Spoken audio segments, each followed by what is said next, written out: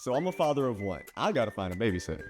I found care.com and I was blown away. Through the platform, I was able to find local and experienced candidates along with their reviews and rates, which were way more affordable than I anticipated. Care.com really put me at ease knowing that they were all required to go through a background check.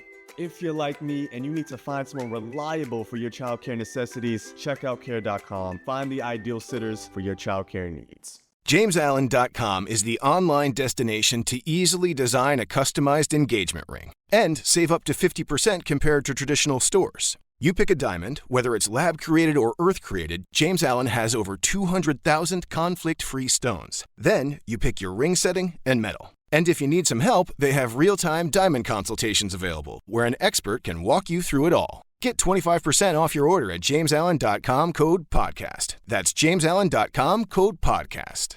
I'm Tim Fitzgerald at GoPowerCat.com. And I'm Michael Swain of Fog.net. This is a replay of WIBW show The Drive.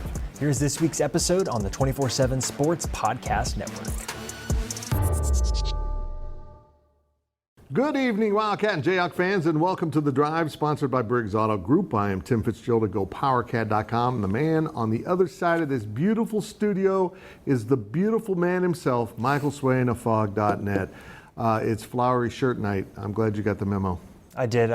Thanks for the heads up. Yeah, we're doing theme nights now. It's like a club, but it's The Drive. And you can interact with us on social media at facebook.com/The Drive Show, on Twitter at The Drive 13. And of course, answer our weekly poll question and make your game predictions on our Twitter page. And remember, if you ever miss an episode of The Drive, you can listen to an audio-only version that will appear each Monday morning in the form of a podcast at GoPowerCat.com and Fog.net. And we start things off with our 2-minute drill. The first segment of the 2-minute drill, sponsored by Vanderbilt's Your Work Boot Center. All right, Fitz, where else can we start? Yeah. Kansas State held off Kansas 47-27 on Saturday night in Manhattan, beating its rival for the 14th straight year. I mean, how much did K-State have to work for this victory? They did, and really, if you go back and fairly assess the game, you realize that really the main difference in this game was special teams. Kansas State was very good, and KU was subpar in special teams. Muff punt. K-State was able to pin them back with some great punts by Ty Zitner. It just really paid off. And early on, the muff punt just made it change the game from the very start. KU comes out, does an incredible job with a 3-and-out against this K-State offense. It's been clicking. They punt the ball away, muffed, get it at 5, touchdown. And then a punt pins or a kickoff pins KU back, ends up being a safety with a hold called in the end zone. And those plays, that's 9 points right there, and that was the difference at halftime. So that tells you exactly what that meant in that phase of the game. But K-State did it again in terms of how they've been defending people all year. They're very cautious with how they come out with the defensive game plan in the first half, and then they go to something different in the second half, and they change their posture dramatically. They got into more of an attack mode with this KU offense, and they really did bottle up KU, holding them to fewer than 100 yards in the second half. It was one of those games where there were just enough big plays for Kansas State to turn it into a rout, but I'm telling you, there's not a huge difference between these two teams right now in terms of how much KU has escalated their play. The problem for KU was K-State has escalated its play to an even higher level, as the Wildcats now will play in the Big 12 title game against TCU. This is a pretty darn good K-State team, particularly with Will Howard at quarterback. They seem to kind of spread the ball around on offense enough to give defenses a lot of trouble. And defensively, K-State, when they want to be good, are really good. They haven't been solid in the first half the last 2 weeks, and they simply cannot do that against TCU in Arlington next Saturday. But overall, this was a nice K-State win. The K-State was incredibly focused, and they continue to value this game at the highest level possible, and that really showed up on the field for the Wildcats. It was a nice way to end the regular season at 9-3 overall and 7-2 in the Big 12, second place, all alone. Now the Frogs await. Yeah, I totally agree. I think you made a really good point. When K-State is locked in, they're really hard to beat. And as a rivalry game, it's really hard to beat them. And we'll talk about Kansas later, but just really impressed overall with Kansas State's performance. Well, I think KU's heading in the right direction, Michael, and Lance Leipold has agreed to a new contract with KU. Just how big is this for the program to lock Leipold in on this deal? I mean, it's massive, and it can't be understated how big this is for the program. First of all, you have a coach that other programs in the Power 5 want, right? This isn't a David Beatty or a washed-up Les Miles. This is a head coach that has won everywhere he's been and is winning at Kansas now. And to have continuity in the long term is massive, because that's a word that has not been associated with the Kansas program over the last decade. And to fend off other programs showing interest, Nebraska mainly, and keep someone like Leipold in Lawrence is huge. And it's huge for a multitude of reasons. Obviously continuity, but also recruiting. Negative recruiting is a thing in the modern day, and with National Signing Day coming up in just a few weeks, it's important to have it out there that Lance Leipold will be these recruits' head coach when they get to be an upperclassman down the line. And so I think overall this is massive, and you're heading into now part of the year where the transfer portal is going to be heating up, high school recruiting is heating up, and you've also got to re-recruit your rosters. That's what's happening now in modern day college football. You have to continue to recruit your roster. And now everyone inside that Anderson family football complex knows who the head coach is going to be for years to come. Anyone that KU is going out to recruit knows who the head coach is going to be. And I think overall this vision and commitment to football is such a huge deal for Kansas. Obviously they've talked about doing a new stadium and renovating Memorial Stadium, putting more infrastructure around Memorial Stadium to where maybe it's a destination where a game day atmosphere can feel consistent and not maybe be reliant on College game day being there or KU being 5-0 to start this season. And so overall, commitment to football is something you haven't seen from Kansas a lot over the last decade. And credit to Travis Goff for getting this done. I'm incredibly fascinated to see what the terms of the contract are whenever those are released. What is the buyout? What are the annual salary per year? Does this put Lance Leipold above the bottom of the Big 12, above maybe someone like Chris Klieman before maybe he gets his own contract extension? I think overall this is massive for Kansas, a show of commitment to the football program, but also from Leipold that he wants to be in Lawrence long term. I think the thing that jumps out the most to me about what KU's doing is how dynamic this offense is. It's so well designed, it's fun to watch, and if you're a recruit, it would be fun to be part of that because it's an offense that's so inclusive. I mean, the tight ends get the ball, the backs, the receivers, the quarterback runs it. Man, it's something else, and it's hard to defend, as K-State showed in the first half. Definitely. Well, and two fun offenses will be playing in Arlington on Saturday in the Big 12 championship game, which is set for TCU and K-State. All right, Fitz, who comes out on top, and could TCU make the college football playoff with a loss on Saturday? Okay, I don't think so, and I don't think that's right. I think if you change the brand name, if this, covered up the resume in terms of brands and looked at things, TCU should be in, even with the loss, as long as it's a competitive loss. I can't imagine K-State's going to blow them out if they win, but I think TCU is clearly one of the top 4 teams, but that's not how it works. If this was Oklahoma or Texas with the exact same resume, I'm telling you, Oklahoma for sure gets in with a loss in the Big 12 championship. How do I know? Because it happened. It happened when Kansas State just trashed Oklahoma in 2003. They got a shot to play for the national title despite that. That wasn't just in the playoff, that was in the top 2. So brand names just continue to rule college football. And you could see ESPN subtly hoping that it would not be K-State in the Big 12 championship so they could have Texas. You had Mark Jones on a broadcast just basically dismissing K-State's chances, even though it was obvious they were the favored team against Kansas.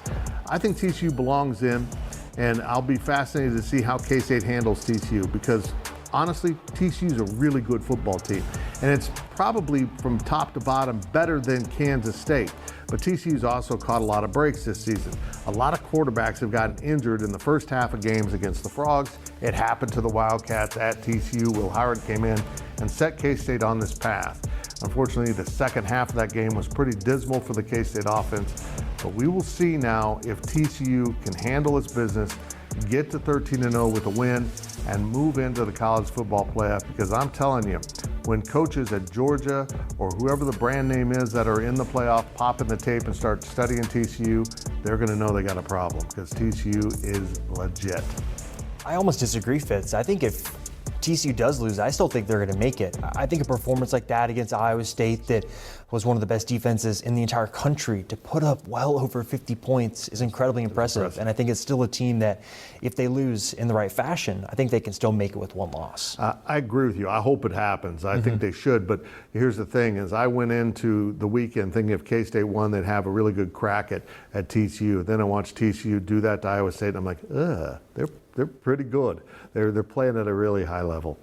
Now, a quick look at your poll question results. The poll questions are brought to you by Midland Exteriors. Love the home you live in. Call today for a free estimate. All right, well, last week's question was, will TCU make the college football playoff? And it was pretty close. A, yes, won with 63%, and no was 37%. That's a very interesting result. And here's this week's question.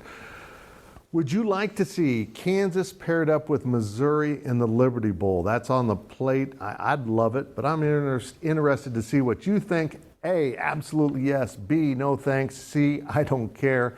I put that in for the K-State fans. Vote on our Twitter page at TheDrive13. The correct answer is no. All right, but that will do it for this half of the 2-minute drill. We will be right back with more on KU and K-State on The Drive.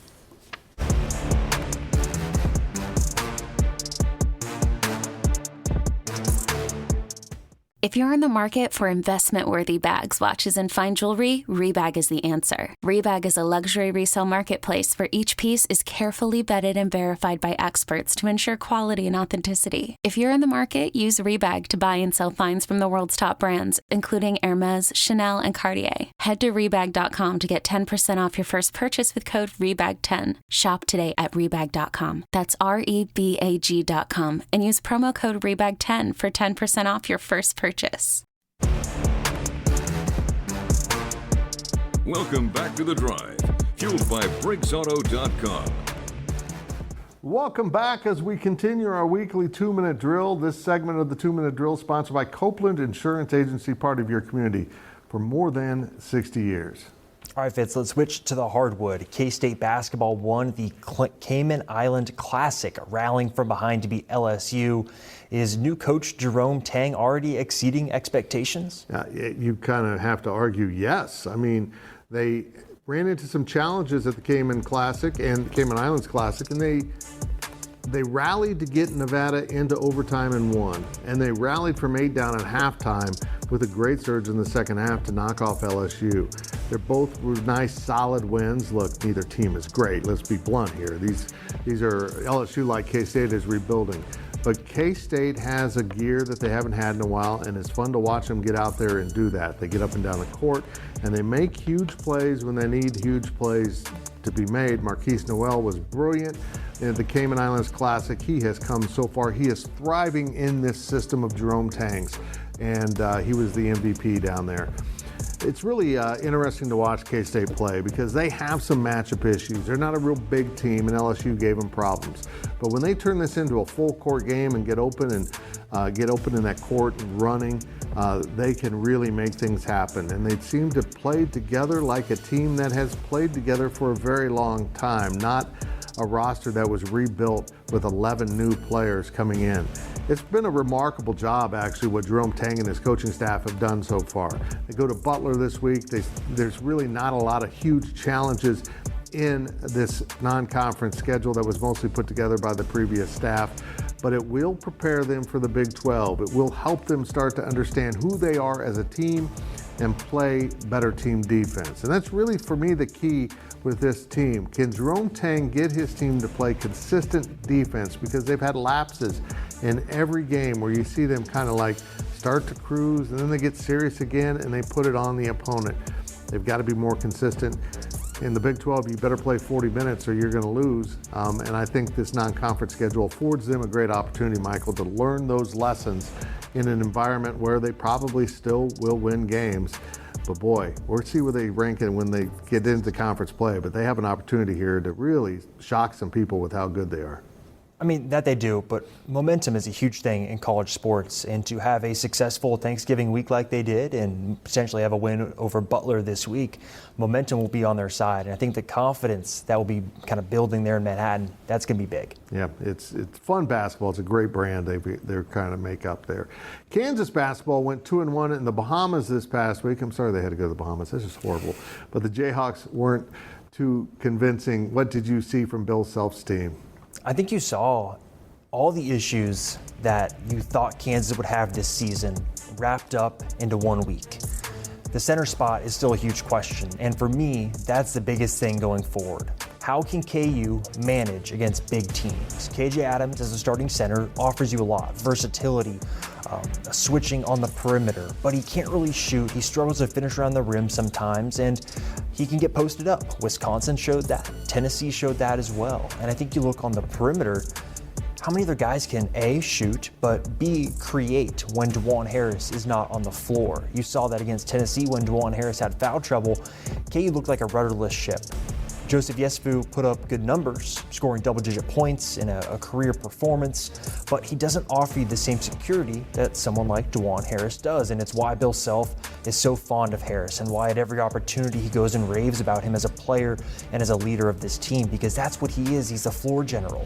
And now with Bobby Pettiford likely out for a few weeks with a hamstring injury, you know, someone like Harris is going to have to play a lot more. And his reliance, I think, for this KU team is going to be so big. And I think outside of that, Jalen Wilson, can he score the ball efficiently? I think you saw at times that he can get to his spots. But if no one else is scoring, like Grady Dick or DeJuan Harris or Kevin McCullough, other teams are going to lock in on someone like Jalen Wilson. And can he continue to get to the rim and score around 2, 3, 4 bodies? That's a huge challenge. So I think overall, this is still a very good KU team. I think that if you look at the advanced numbers, they're not really a top 10 team right now. That's fine. They will continue to develop. But you look at the schedule ahead and it's pretty tough. You play Seton Hall, you play Indiana, and you play Missouri all before Christmas. It's going to be a huge test for this team that is young. It's still figuring things out. And I think you have to look at some of those freshmen to step up. Can Grady Dick turn those scoring flurries into scoring performances over the course of a game? Can Ernest Uday stay on the floor for more than a few minutes at a time? Those are some of the questions I have now heading into this big December stretch. All I know is Grady Dick is fun to watch. When this kid gets cooking, it's amazing. Mm-hmm. I have no clue what his ceiling is. I don't know how good he could become, but he has something special going on. It's pretty cool. Now we step out of bounds, and Out of Bounds is brought to you by Darris Corner Market. We love local, and we're local for you. Well, the college football playoff picture was scrambled a bit this weekend, so what one-loss teams deserve the most consideration for this 4-team field? If you listen to ESPN, it's got to be Ohio State, and I don't even know who else. It's got to be someone from the SEC. They dreamed someone up. Maybe 2-loss Alabama. But I think you're right. If TCU loses to Kansas State, they're at the top of the list for me. They really are because of what they've done all season long. And you got USC out there with 1 loss, and I am not sold on USC, as you'll find out in the picks later. But, Michael, what are your thoughts on this? I actually like USC. Caleb Williams is going to win the Heisman. He's good. And I think their offense is good enough. It's like Ohio State, for example, right? If you want to compare resumes there, I think you look at Ohio State. Okay, is the offense as good as USC's? No. Is their defense better than USC's? You saw what Michigan did to them. I think we all know what someone like TCU would be able to do to that Ohio State defense. And I think that you look at TCU and USC as being the 2 most worthy 1-loss teams out there. And I think those are the 2 that should get the best consideration, because what Ohio State showed you is not playoff worthy. What I don't understand is, if you're Ohio State, how do you have problems on defense? You recruit, basically get everyone you want. How are you having problems? Even if you have injuries, you should have backups that are at such a high level, you shouldn't be having issues. I can't grasp it. It's like they're so wealthy with talent, they don't know what to do with it. Well, and plus they took Jim Knowles from Oklahoma State, who put together a really good defense at Oklahoma State. And someone like Craig Young, who was a rotation player at Ohio State, is arguably KU's 2nd best player on defense this year. They've got talent. It's just coaching, it seems like. It's very strange. Now let's hear from the fans, and our fan question is sponsored by Meadowlark. Retirement awaits in Manhattan, where you can live your way every day. Our fan question this week is from John in Lawrence. Has Kansas closed the gap on Kansas State at all? I will say yes.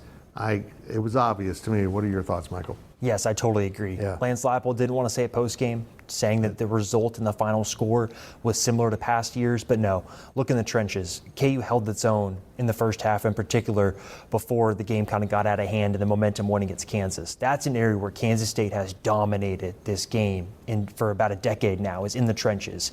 KU held its own, and it's going to return a bunch on both sides of the ball. Next year in Lawrence is going to be a really interesting game. It will. And boy, I tell you what, they believe they can win, and that's the biggest hurdle that Lance Leipold's already overcome. Exactly. Well, remember to ask us your questions on our Facebook page and on Twitter at The Drive 13. Well, when we return, we will look at our predictions here on The Drive.